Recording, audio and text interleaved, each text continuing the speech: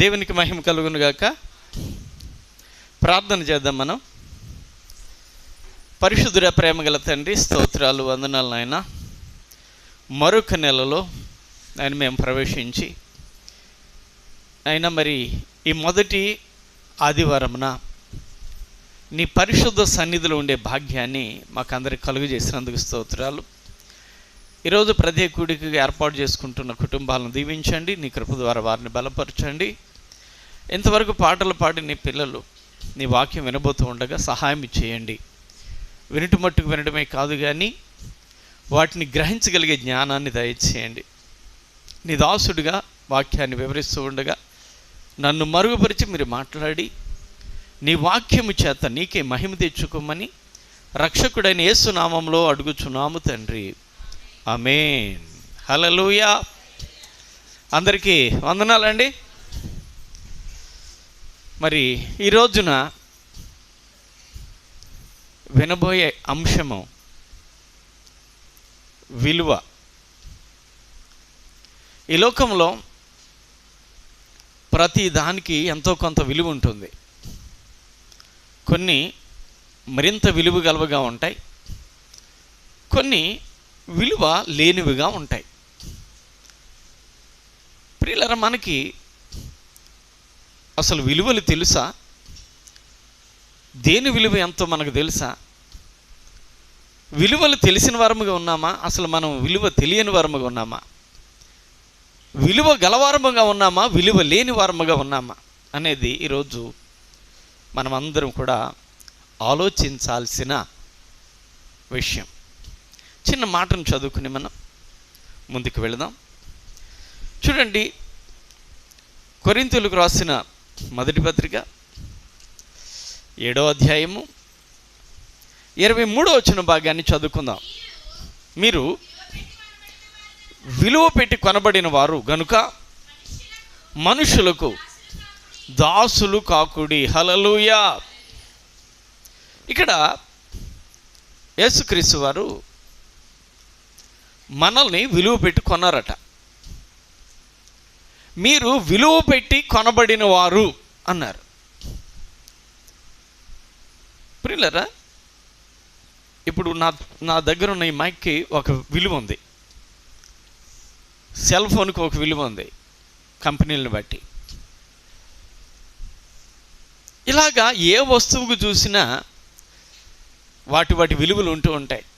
విలువ అంటే ఖరీదు, ధర అని చెప్తూ ఉంటాం. అలాగనే మానవులుగా మనకు కూడా ఒక విలువ ఉంది ప్రియులారా. దేవుడు మానవులమైన మనందరినీ కూడా విలువ పెట్టి కొన్నాడట. అంటే విలువ లేని వారము కాదు మనం. మనందరినీ కూడా ఆయన ఏం చేశాడంటే విలువ పెట్టి కొన్నాడు. ఏంటది? బంగారమా? ఈ లోకంలో బంగారం, వజ్రాలు, వెండి ఇవన్నీ విలువైనవి. మరి దేవుడు మనల్ని బంగారం పెట్టుకున్నాడా? వెండి పెట్టుకున్నాడా? వజ్రాలు పెట్టుకున్నాడా? ఇంకా అమూల్యమైన రత్నాల ద్వారా కొన్నాడు మనల్ని అంటే అవేమి కావు. కానీ ఆయన స్వరక్తం ఇచ్చి నిన్ను నన్ను కూడా సంపాదించుకున్నాడు, కొనుక్కున్నాడు. అంటే ఇప్పుడు ఆయన రక్తము విలువైనది కనుక ఆ విలువైన రక్తాన్ని ఇచ్చి విలువైన మనల్ని ఆయన కొన్నాడు, ఆయన కొని ఉన్నాడు. ప్రియులారా, మనం కొనబడిన వారము కాబట్టి మనుషులకు దాసులు కావద్దు అని ఇక్కడ చెప్తున్నాడు. ఈ సమయంలో ప్రియులారా, మనం కొన్ని విషయాలను ఆలోచన చేద్దాం. సామెతల గ్రంథానికి వెళ్ళి అక్కడ ఒక మాటను చదువుకుందాం. సామెతల గ్రంథం 6వ అధ్యాయము 26వ వచనంలో 2వ లైన్ చదువుదాం.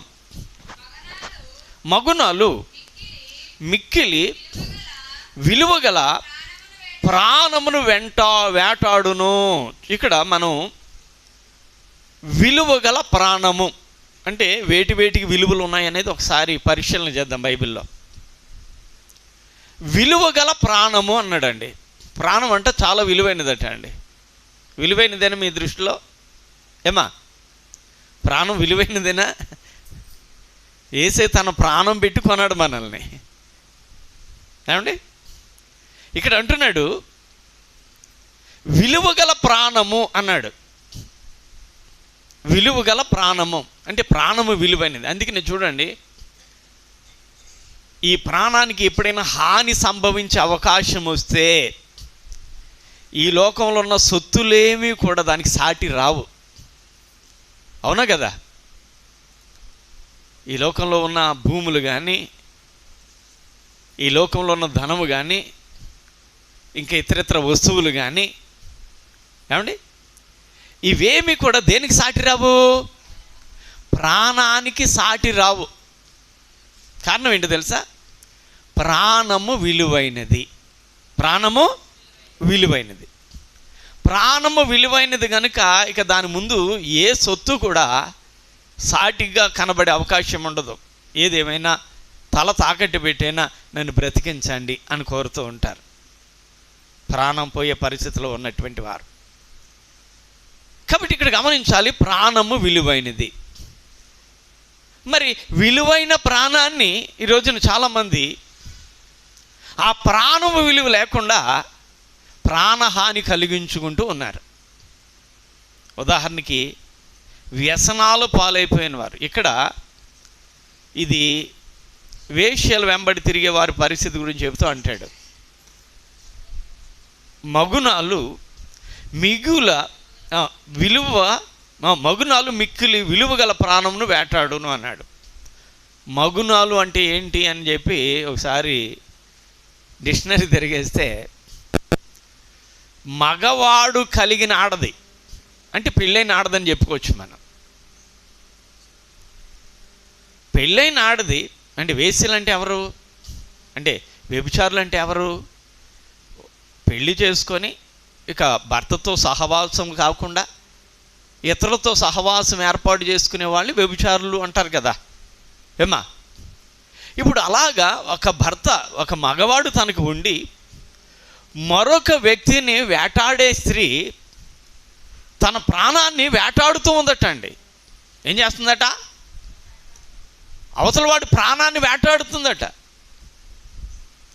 ఇది తెలియక చాలామంది ఎర్రగా ఉంది, బుర్రగా ఉంది, ఆకర్షణగా ఉంది అనుకుని అలాంటి వాళ్ళు వలలో పడిపోయి ప్రాణాలు తీసుకుంటూ ఉంటారు.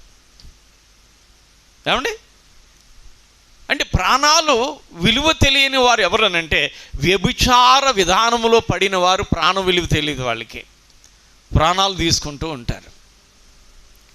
రెండవదిగా మనం గమనిస్తే వ్యసనాక్రాంతులైన త్రాగుబోతులకి ప్రాణం విలువ తెలియదు. ఏంటండి అది? ఆయా రీతిలో యాసిడ్స్ కొన్ని కలిపి మందును తయారు చేస్తూ ఉంటారు ప్రియులారా.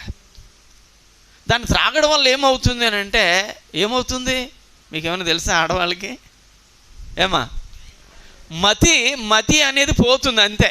కాసేపు మైండ్ అనేది కుదురుగా ఉండదు. అది మొద్దుబారిపోయి లేకపోతే ఏవేవో తలంపుల్లోకి వెళ్ళిపోయి కాసేపు కొన్ని గంటల తరబడి అది మనిషిని అంటే మామూలుగా కనిపించకుండా ఏవేవో వెర్రితలలు వేసిన విధానంలో తీసుకెళ్తుంది. అంటే మతిలేని వాడిగా చేస్తుంది. ఇదేంటిది? ఒక మనిషి మతిలేని వాడిగా ఉండటం మంచిదా? మరి ఎందుకు చాలామంది వ్యసనాల బారిన పడిపోతూ ఉన్నారు? నేను అనేది లోకాన్ని గురించి చెప్పను ఎప్పుడు కూడాను, క్రైస్తవ సమాజాన్ని గురించి చెప్తూ ఉంటాను. మరి క్రైస్తవులు చాలామంది ప్రియులరా పండగ పబ్బాలకి మనం చూస్తూ ఉంటే పండగ రోజున మందు వేయాలరా అంటారు మగవాళ్ళు. ఇదేంటి పండగ రోజున మందు ఇటు పెట్టరు బాబు? పరిశుద్ధంగా ప్రభువుని ఆరాధించాలి. అవునా? పండగ రోజున ఏం చేయాలి మనం?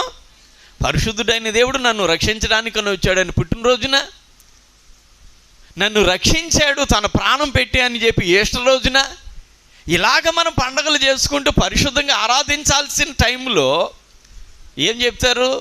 ఒరే ఈరోజు పండగ రోజున ఈరోజు మందు అయిపోతే అసలు కుదురు ఉండదురా అంటారు. అంటే చూసారా?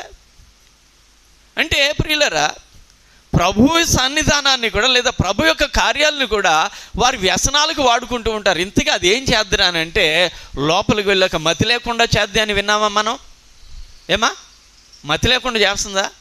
ఇంకా అది చేసే పనులు ఏమంటారంటే ఊపిరితిత్తులను తినేయడం, గుండెను పాడు చేయడం, లివర్ను పాడు చేయడం, ఇంకా దేహంలో ఉన్న అవయవాల్ని పాడు చేయడం అది చేసే పని.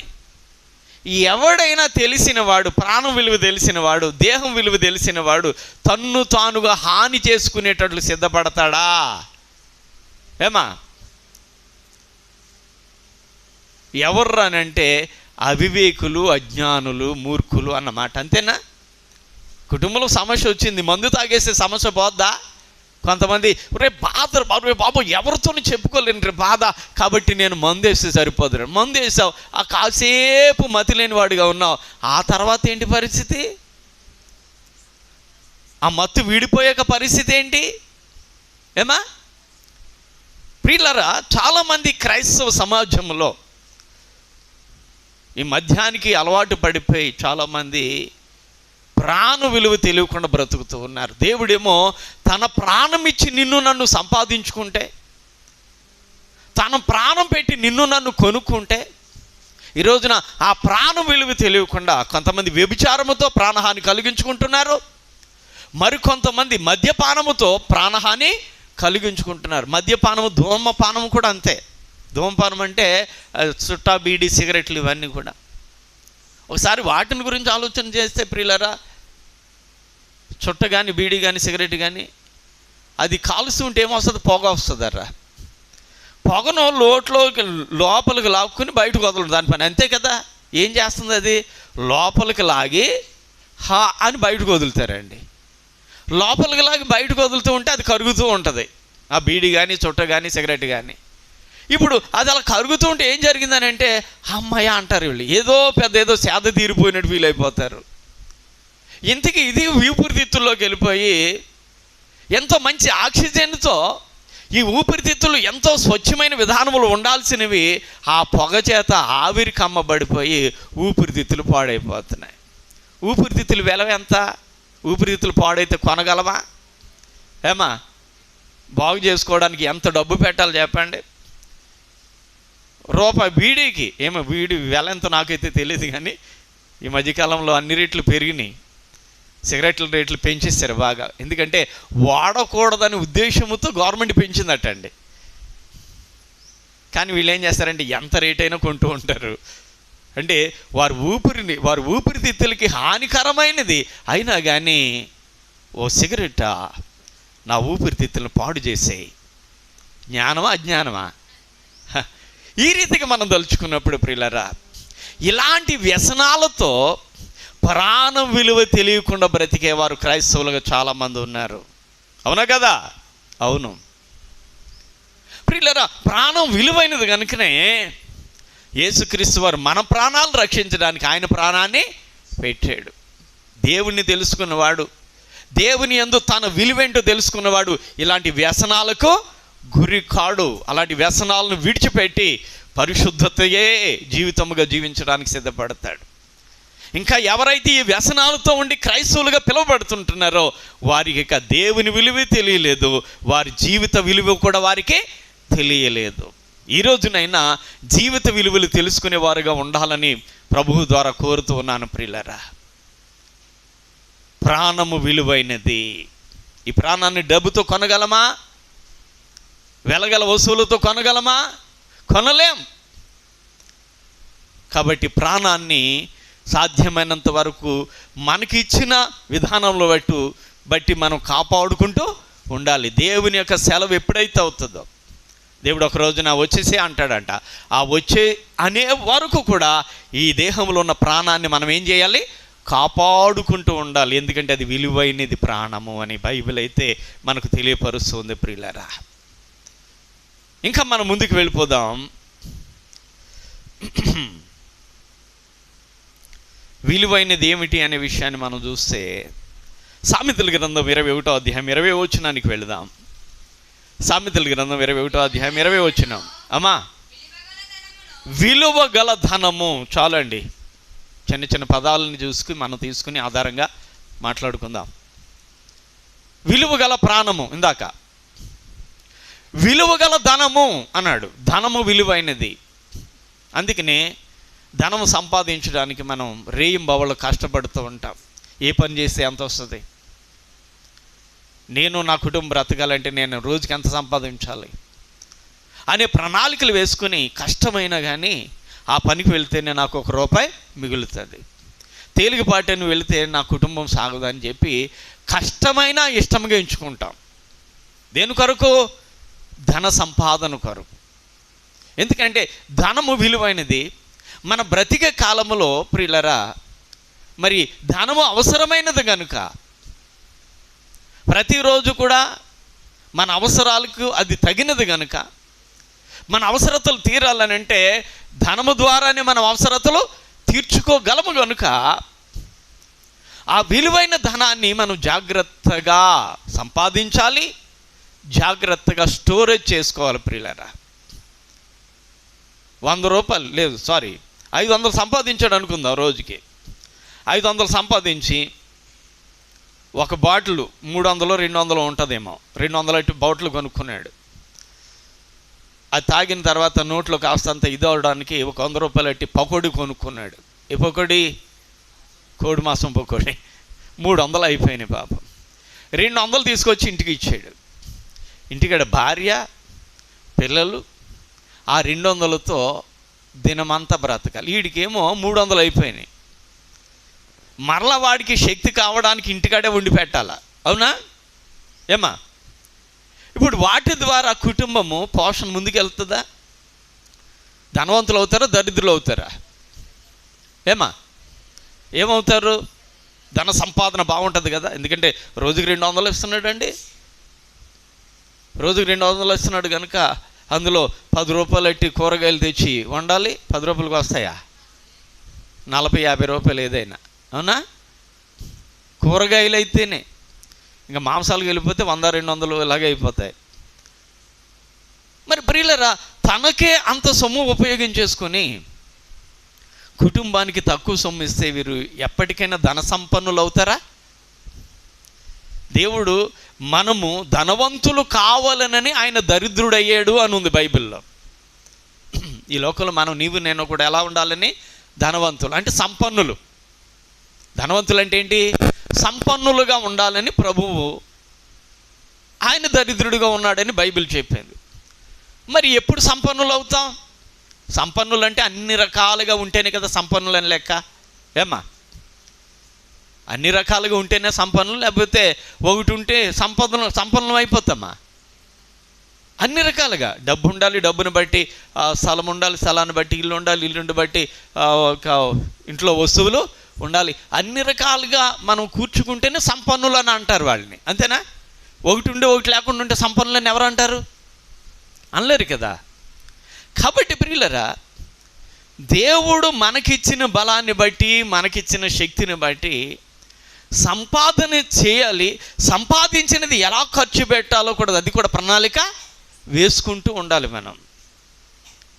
నేను వారానికి ఎంత సంపాదిస్తున్నాను, ఇంట్లో ఎంత అవుతుంది, నాకెంత అవుతుంది, కుటుంబానికి ఎంత అవుతుంది, ఈ బేరింగ్ వేసుకుంటే వాళ్ళు జాగ్రత్త పడే అవకాశం ఉంటుంది. ప్రియులారా, వ్యసనాలు అనే వాటికి వారు స్వస్తి చెప్పే అవకాశం ఉంటుంది. అలా వారికి తెలియాలి అని అంటే మరొకటి కూడా తెలియాలి. అదేమిటి తెలుసా? కుటుంబము యొక్క విలువ ఏంటో తెలియాలి వారికి. హల్లెలూయా. కుటుంబం యొక్క విలువ తెలిస్తేనే దాన్ని విలువగా ఉపయోగించుకునే అవకాశం ఉంటుంది. ప్రియులారా, ఈ రోజున భార్య విలువ భర్తకు తెలియటం లేదు, భర్త విలువ భార్య తెలియటం లేదు, తల్లిదండ్రుల విలువ పిల్లలకి తెలియటం లేదు, పిల్లల విలువ తల్లిదండ్రులకు తెలియటం లేదు. అసలు విలువలు లేని కుటుంబాలు అయిపోయినాయి ఈ రోజున.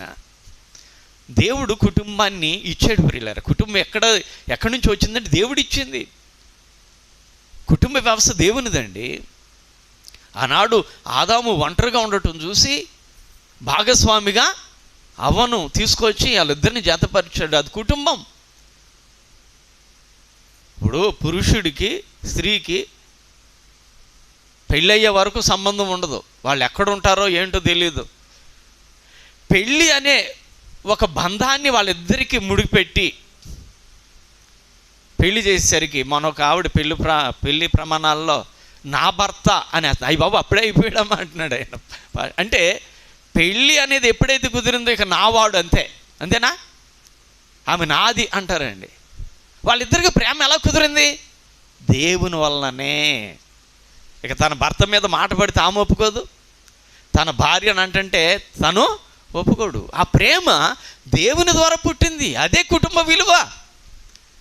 ఈ రోజున ఆ కుటుంబాల యొక్క విలువలు తెలియని వారు చాలామంది ఉన్నారండి. కుటుంబాలు పాడు చేసుకుంటున్నారు, సర్వనాశనం చేసుకుంటున్నారు. నా బ్రతుకు నాది, నీ బ్రతుకు నువ్వేం చేసుకుంటే చేసుకుని, నేనేం చేసుకుంటే చేసుకో. పిల్లలు నారు పోసినోడు నీరు పోయాడు, ఇదొక సామెత. మళ్ళీని ఏటమ్మా భలే ఉంటుంది సామెత. పుట్టించినోడు పెంచడా, ఆయన పుట్టించాడట. ఆయన పుట్టించాడనే కదా మనం వింటున్నాం. పుట్టినరోజున పుట్టించినోడు పెంచడా, ఇంట్లో కూర్చో నువ్వు తాగేసి తినేసి ఆగి ఇంట్లో కూర్చుంటే పిల్లలు గాలికి ఎదిగిపోతారు. మంచినీళ్ళు తాగేసి గాలికి చక్కగా ఎంత బొద్దుగా ఎదిగిపోతారో కదా. ఇదా ధర్మం? ఇదా ధర్మం? దేవుడిచ్చిన ధర్మం అదే.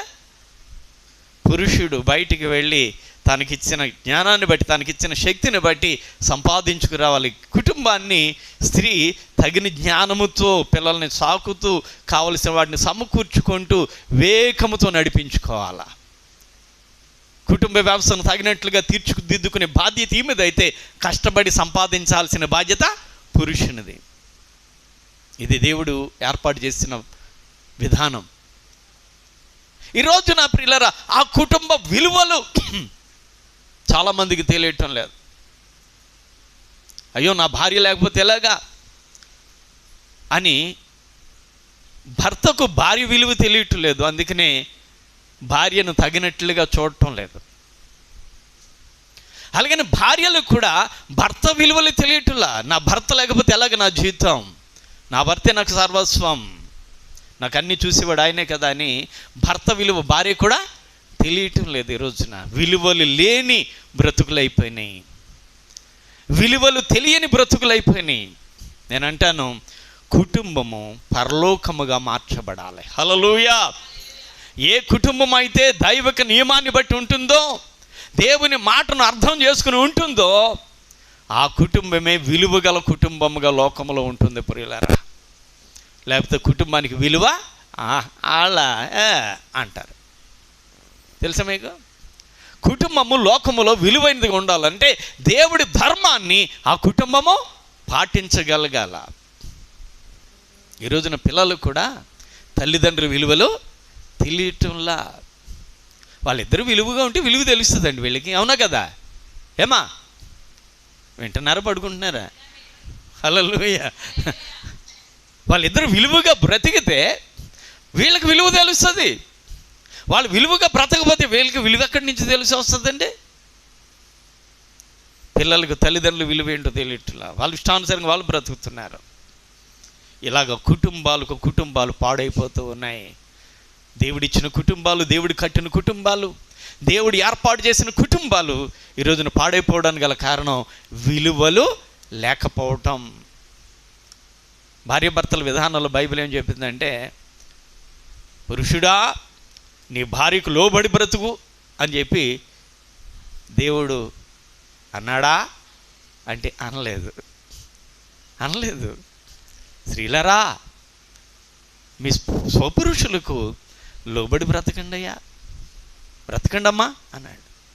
పురుషులరా మీ భార్యలను నీ శరీరంలాగా ప్రేమించండి అయ్యా అని చెప్పి అన్నాడు. అలాగా ప్రేమ, లోబడే తత్వం ఈ రెండు పెనవేసుకొని కుటుంబ వ్యవస్థ నడిపించుకుండాయా అని ఆజ్ఞాపించాడు మనకి. కాబట్టి విలువలు తెలుసుకోండి ప్రియులారా. నీ విలువేంటో, నీ భర్త విలువేంటో, నీ కుటుంబం విలువేంటో, దేవుని దృష్టిలో నీ కుటుంబం యొక్క విలువేంటో తెలుసుకొని విలువలతో కూడిన బ్రతుకులు బ్రతకాలని దేవుడు ఆజ్ఞాపిస్తూ ఉన్నాడు. కాబట్టి విలువైన ధనము అనే దాని గురించి ఆలోచన చేస్తే మన జీవిత కాలం కూడా ముందుకు వెళ్ళాలనంటే ఈ లోకంలో ఎంతో కొంత ధనాన్ని మనం సమకూర్చుకోవాలి. ప్రియులారా, ఇక్కడ మనం ఒక ఉపమానాన్ని లేదా ఒక సన్నివేశాన్ని జ్ఞాపకం చేసుకోవాలా. ఐగుప్తు దేశంలో ఫరోకు కల వచ్చింది. యోసేపు గారు జైల్లో ఉన్నప్పుడు ఆ కళ అతనికి ఏం అర్థం అవటల. అప్పుడు జైల్లోనే యోసేపు ద్వారా కళ భావాన్ని తెలుసుకొని రాజుగారి దగ్గరికి వెళ్ళిన ఒక వ్యక్తి ఉన్నాడు కదా, అతడు అన్నాడు, అయ్యా నేను జైల్లో ఉన్నప్పుడు కలల భావం చెప్పాడు, నాకు చెప్పినట్లుగా నాకు జరిగింది. పానదాయకుడుగా నీవు మళ్ళీ వెళ్తావంటే జరిగింది. ఆ బచ్చికరుడు అనేవాడు ఆడు హతమైపోతాడనంటే అలాగ హతమైపోయాడు. కాబట్టి కలభావాన్ని అతడు చెప్తాడండి. గబగబా పిలిపించారు. ఇదే నా కళ చెప్పు భావన అంటే చెప్పాడు. అయ్యా 2 కళలు కూడా ఒకటే. 7 సంవత్సరాలు పంట వస్తుంది, 7 సంవత్సరాలు కరువు వస్తుంది. 2 భావాలు కూడా ఒకటేనండి. కంకెల గురించైనా ఆవుల గురించైనా ఎద్దుల గురించైనా ఒకటే. అంటే అలాగైతే ఏం చేయమంట, మీరు ఒక వ్యక్తిని నియమించుకుని పంట వచ్చే కాలంలో దాన్ని స్టోరేజ్ చేయండి, కరువు దినాలు ముందుకు వెళ్ళిపోతారు అని చెప్పాడు.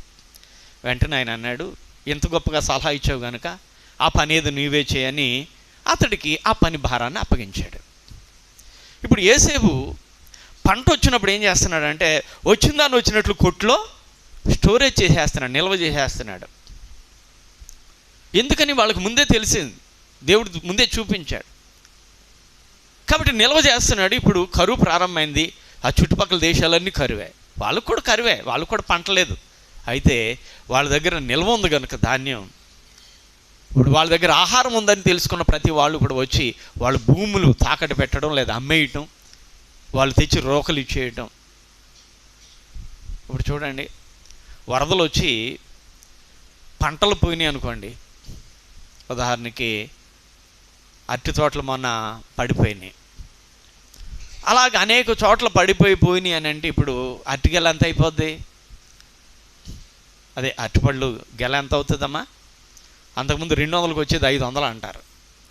మరి మన శుభకార్యాలకు అరటిపండు లేకుండా శుభకార్యం జరగదు ఏమా? అవునా? అరటిపండు ఎట్టాలో వద్దు, చేతిలో పెట్టాలి. కాబట్టి 200కి వచ్చే గెలని 500 అన్నా కొనాలి, తప్పదు కదా. అంటే కొరత వచ్చినప్పుడు లేదా ఆ పంట లేనప్పుడు వెల పెట్టి కొనాలి. ఇప్పుడు ఏమైందంటే ఐగుప్తులో ధాన్యం ఉంది కనుక వారు ఎంత రేట్ అయితే అంత రేట్ అయితే కొనుక్కుని వెళ్ళాలి వాళ్ళు. అలాగా భూములు సంపాదించేసుకున్నారు, అధికమైన రోకలు సంపాదించేసుకొని ఉన్నతమైన స్థితిలోనికి వెళ్ళిపోయింది ఐగుప్తు ప్రియులారా. కారణం ఏమిటి అంటే ఆ కలభావాన్ని తెలుసుకొని ఆ భావానికి తగినట్లుగా ప్రవర్తించడాన్ని బట్టి. మన జీవితంలో కూడా వచ్చే రోజు ఉంటుంది, రాని రోజు ఉంటుంది. మనది వ్యవసాయపు దేశము కనుక, వ్యవసాయ ప్రాంతము కనుక మన ఏరియా ఏమండి, పనులు అనేవి 1 నెల 15 రోజులు ఉంటాయి, నెల 15 రోజులు ఉంటాయి వీళ్ళైతే. తర్వాత 3 నెలలు 4 నెలల్లో ఖాళీగా ఉంటారు చాలామంది కదా. ఇప్పుడు ఆ 4 నెలలు కూడా ఖాళీగా ఉన్నప్పుడు తగినట్లుగా పోషణ జరగాలంటే ఏం జరగాలి? ఈ నెల 15 రోజులు వచ్చిన ఆదాయాన్నే జాగ్రత్తగా ఖర్చు పెట్టుకొని కొంత నిల్వ చేసుకుంటే మిగతా కరువు కాలంలో ఏమవుతుంది, అది తగినట్లుగా సాఫీగా వెళ్ళిపోయే అవకాశం ఉంటుంది. లేకపోతే ఆ కరువు కాలంలో అప్పులు చేసి బ్రతకాల్సి ఉంటుంది. అప్పులు చేస్తే ఆ తర్వాత మళ్ళీ పనుల కాలంలో అప్పు తీర్చడానికి సరిపోద్ది, మన జీవితం ఏమాత్రం కూడా ముందుకి వెళ్ళలేదు. అప్పుడు మనం సంపన్నం అవుతామా, భేదోళం అయిపోతామా ఏమా? కాబట్టి జీవితకాలం కష్టపడలేం, బలం ఉన్నంత వరకు కష్టపడతాం. బలం కొంతకాలమే ఉంటుంది, ఎల్లప్పుడూ ఉండదు బలం మనకి.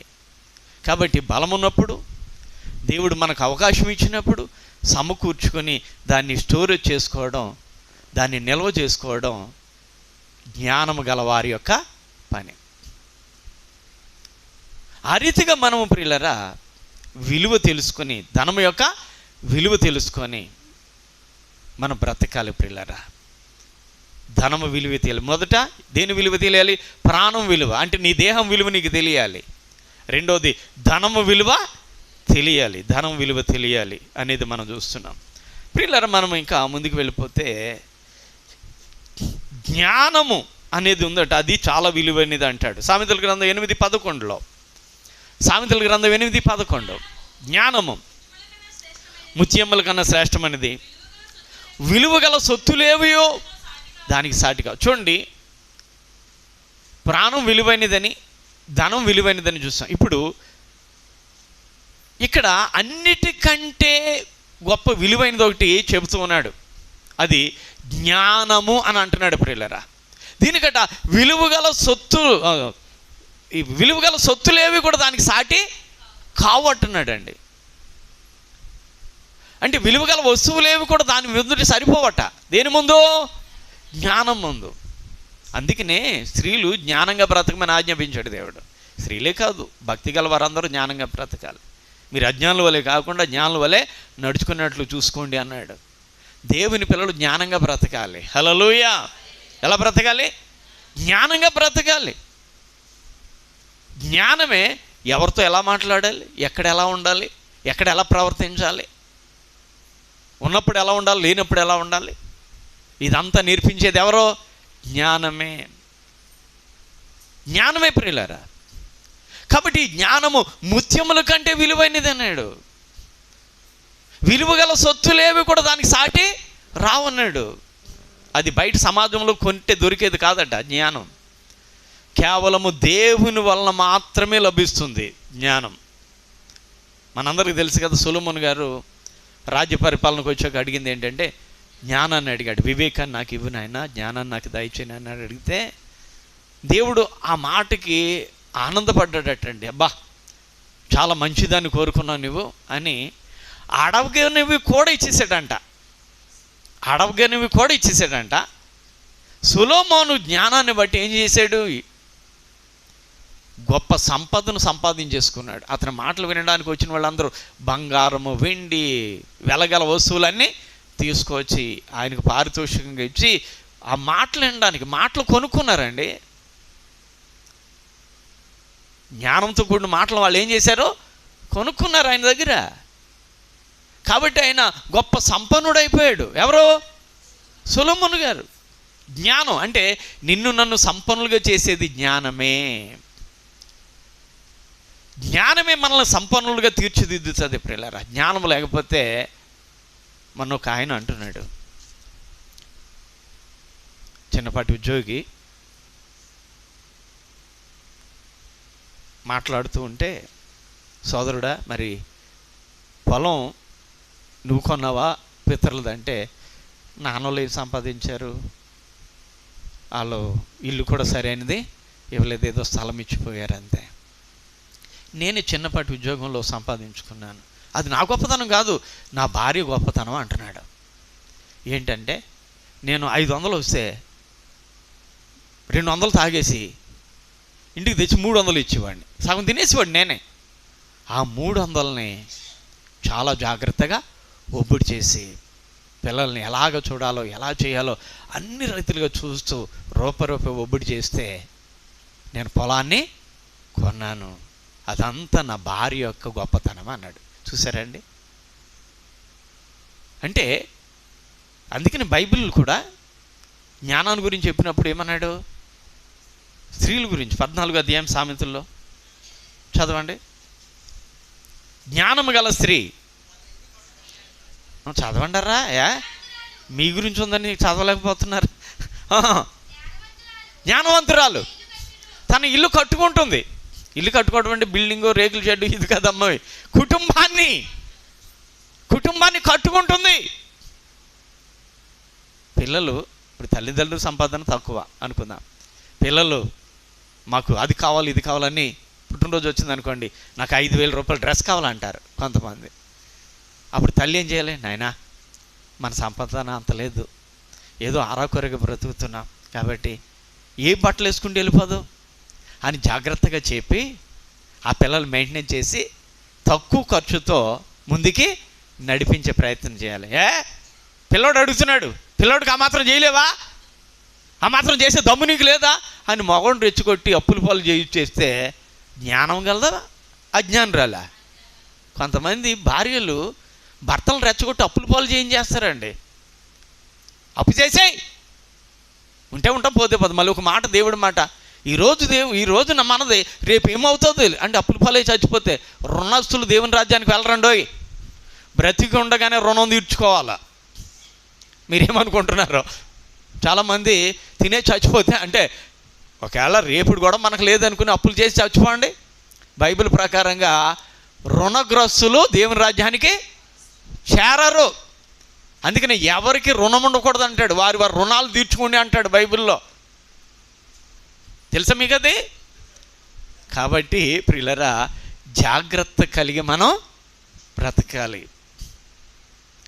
జ్ఞానవంతురాలు ఇల్లు కట్టుకుంటుంది అన్నాడు అక్కడ. అంటే కుటుంబాన్ని, భర్తను ఎలా మేనేజ్ చేయాలి? కూర్చోబెట్టి, ఏవయ్యా నువ్వు అలా ఉంటే ఎలాగా, నువ్వు చస్తే మా బ్రతుకులు ఎలాగా అని చక్కని మాటలు. అంతేగాని మీ అమ్మాయి ఏమంటుందో తెలుసు, నువ్వు లేనప్పుడు నన్ను ఎలా చెప్పుకుంటుందో తెలుసా, ఇతరులకు ఎలా కాలుతుందో తెలుసా అని అమ్మ మీద, అంటే అత్తగారి మీద, వాళ్ళ కుటుంబం మీద, వీళ్ళ కుటుంబం మీద, అన్నదమ్ముల కుటుంబాల మీద విషం పోయడం కాదు చేయాల్సింది.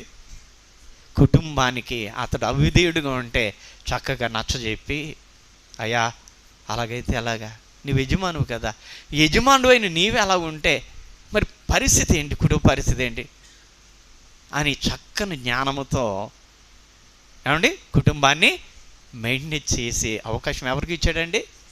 స్త్రీకి ఇచ్చాడు. జ్ఞానము గల స్త్రీ తన కుటుంబాన్ని కట్టుకుంటుంది. 3 రాళ్ళు పెంకులు పెరికేస్తుంది అన్నాడండి. చాలామంది మూర్ఖత్వంతో ఇల్లు కూల్చుకునేవారు కూడా ఉన్నారు. కాబట్టి జ్ఞానము ముత్యముల కంటే విలువైనది. కాబట్టి ఇప్పుడు మనం 3 మాటలు చూసాం. ఒకటి చెప్తారా? ఒకటేంటి? ప్రాణం విలువైనది, కాపాడుకోవాలి. రెండోది ధనం విలువైనది, బతుకుండగానే మనకున్న శక్తిని బట్టి సంపాదించుకోవాలి. మూడోది జ్ఞానము విలువైనది. కాబట్టి విలువలు తెలుసుకొని విలువతో కూడిన బ్రతుకులు బ్రతుకుదాం. ఏమండి, మనం విలువైన వారము కనుకనే ఆయన విలువ పెట్టి కొన్నాడు. విలువైన దాన్ని విలువ పెట్టుకుంటారా? ఇక్కడ ఒక చిన్న మాట చెప్పి ముగించేస్తాను. 10 రూపాయలకు వచ్చే వస్తువుని ఎవడైనా 100 రూపాయలకి తెచ్చి, ఏమే ఇదిగో తీసుకో అంటే, ఏంటి ఎక్కడి నుంచి తెచ్చా? 100 రూపాయలు కొన్నానే, 100 ఏంటి అసలు నీ మతి ఉందా మతిపోయిందా అంటదా? అబ్బా మంచోడు 100 రూపాయలకి తెచ్చామని మెచ్చుకుంటుందా? ఏమా 10 రూపాయలు 100 రూపాయలకి తెచ్చాడు, ఏమంటదే? మతి ఏమైనా పోయిందేంటే నీకు? ఆలోచించాలి కదా, దేని ఖరీదు ఎంత ఉంటుందో తెలుసుకోవాలి కదా అంటదా? ఏమా రెండవది 100 రూపాయల వస్తువుని ఆ కింద మీద పెట్టి అది ఇది అని చెప్పి 10 రూపాయలకి తెచ్చాడు, ఏమంటది ఇప్పుడు? అయ్యి బాబు ఏం తెలివితే అట్లా, అయ్యి బాబు నువ్వు అంటదా? ఏమా ఏం తెలివితేటలను మెచ్చుకుంటుంది. అంటే ఎవరైతే డబ్బును వృధాగా పాడు చేయకుండా దాన్ని జాగ్రత్తగా చూసే పరిస్థితిలో ఉంటారో వాళ్ళని మెచ్చుకుంటాం. వృధాగా పాడు చేసిన వాళ్ళని ఏమనుకుంటాం? వాళ్ళంత మూర్ఖులు లేరురా అని చెప్పి అనుకుంటాం. కాబట్టి మనం కూడా మన బ్రతుకును వృధాపరచుకోవద్దు. ఏమండి, మనకిచ్చిన సంపదను మనం వృధాపరచుకోవద్దు, మనకిచ్చిన జ్ఞానాన్ని వృధాపరచుకోవద్దు. కాపాడుకుందాం. విలువలతో కూడిన జీవితాలు కలిగి ఉందాం. విలువ గలవారముగా బ్రతుకుదాం. దేవుడికి విలువ ఇచ్చి మనం విలువ తెచ్చుకొని ఈ లోకములో విలువలతో కూడిన జీవితాలు కలిగి ముందుకు సాగుదాం. దేవుడి కొద్ది మాటలు మనందరి వినికిడిలో భద్రము చేయునుగాక. ఆమేన్, ఆమేన్.